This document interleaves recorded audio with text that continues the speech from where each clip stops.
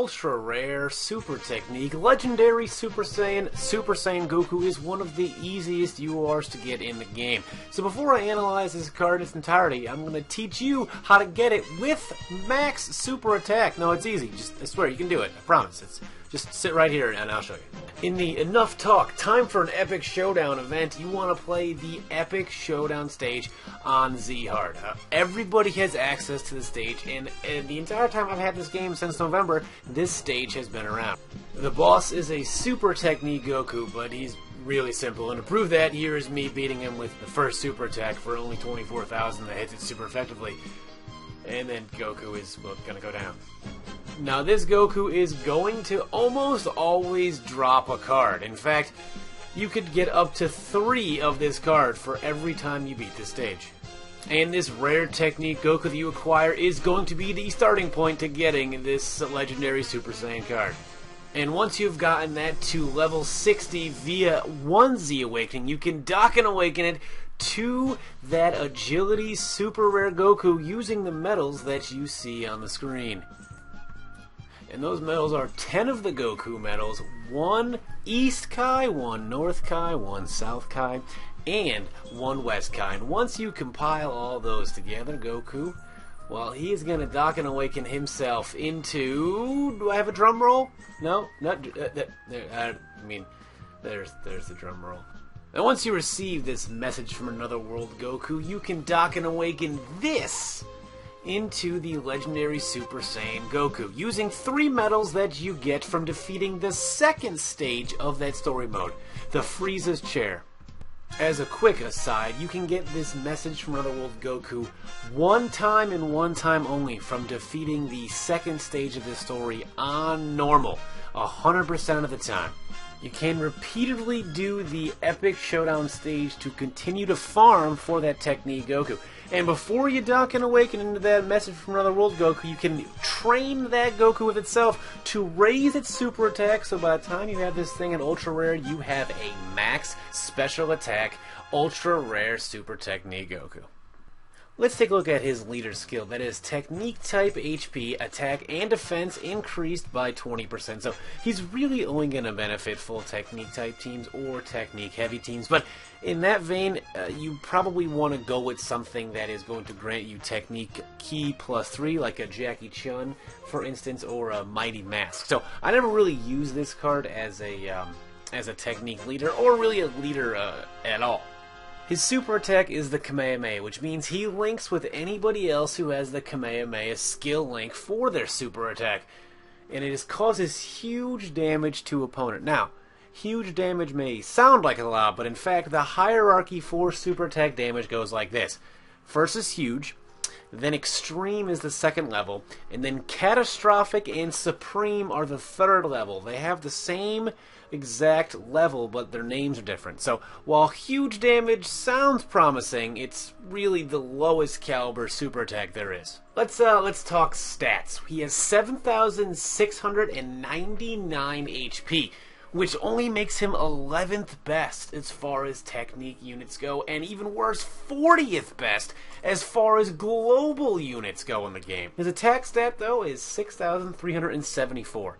And that puts him at 15th best in the technique class and 65th overall over all the units in the game. Now actually his defense stat is his highest ranking stat at 4,181 defense. That places him in the 8th highest in technique units for defense category and 24th highest in global. So all in all, pretty underwhelming numbers and pretty underwhelming leader skill and pretty underwhelming super attack. Speaking of super attack though, how about we check out this Goku's Kamehameha in action?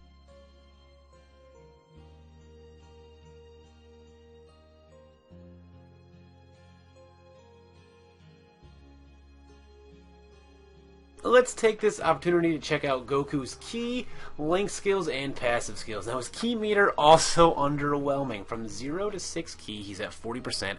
From 6 to 12 keys at 100%, and of course 12 is his super attack. But the fact that it takes Goku 6 key to hit 100%, well, that's just not helping his cause out at all. Now let's talk about his passive skill, Pinnacle of Anger, which is a rare chance of attack plus 150%. That might be a little more useful if it was anything but a rare chance, but since, well, it is a rare chance, as the card says, his passive skill, if it activates, is helpful, but it probably won't even activate. Goku, hopefully to make up for the lack of anything else, has a plethora of Link skills, the first of that being Golden Warrior. Ki plus 100 and opponent defense minus 200. You'll notice that these Saiyans really love to link together, as this is the first list, well, the entire list for the first Link skill, Golden Warrior. You'll see plenty of super rares, a lot of super rares that you probably have, and useful super rares. We got White Hot Face-Off Goku there, which was a very big prize in the last Gacha. Obviously, it links with himself. You got the new Trunks and Goten from the Broly Gacha.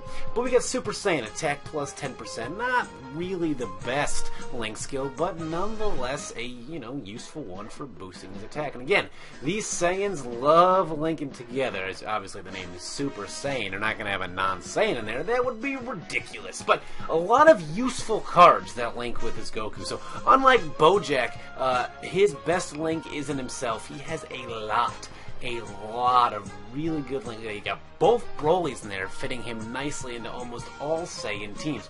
Now, Kamehameha, of course, his super attack, 2,500 additional attack when using the attack. Obviously, this list is a little smaller because those who use that super attack are not few and far between, but there's not that high number of them, as you see as you scroll down the list here.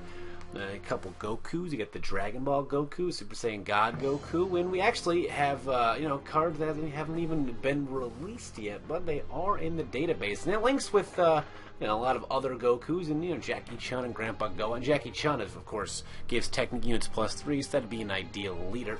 Saiyan Warrior Race, just more Saiyans that these guys are linking with, making Nappa useful if you ever want to use a Nappa. Raditz. So we got Bardock.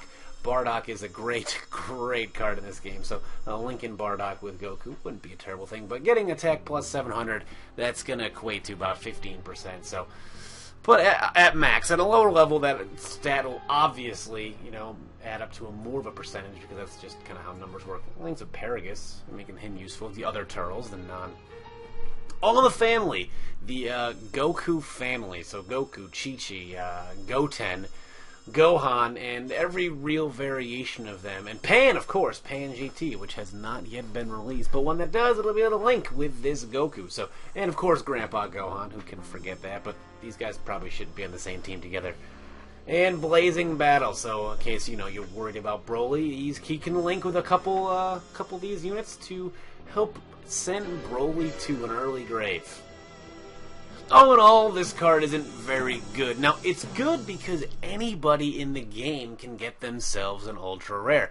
It's not bad having a level 100 unit ultra rare in your box. It looks cool, but its stats aren't very good. Its super attack isn't very good. Its leader skill isn't really that good. Its links are, well, they're okay. But there are much better technique units you want to be using. Unless you're going against Broly, then, well, him and Piccolo and the Great Saiyaman 2, well, they're the only ones you can pick from. But, hope you guys enjoyed this video, and I will, of course, always be back with more Dokkan Battle videos. Have a great one, everybody. Peace.